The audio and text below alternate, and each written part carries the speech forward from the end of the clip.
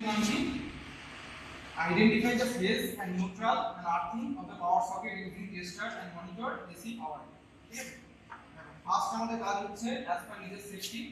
First আমরা দেখে নেব যে কোনটাতে সুইচ অফ অবস্থায় লাইন থাকছে নেই তো।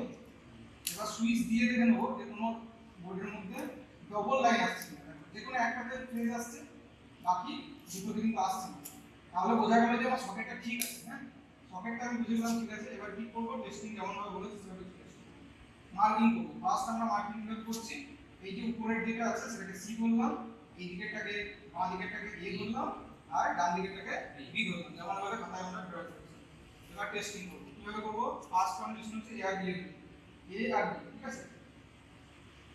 এ আর বি এর মধ্যে আমি দুটো তারকে দিয়েছি, কি হচ্ছে লাইট গুলো করছে।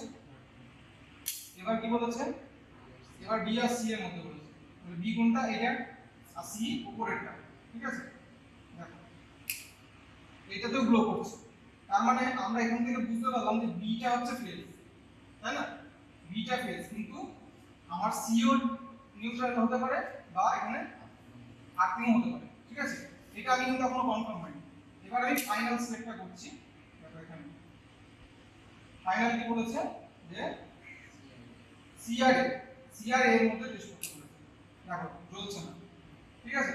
তার মানে দেখো এই দুটোর মধ্যে কি বোঝা গেল যে এর মধ্যে একটা নিউট্রাল আর একটা হচ্ছে আর্থিং, ঠিক আছে।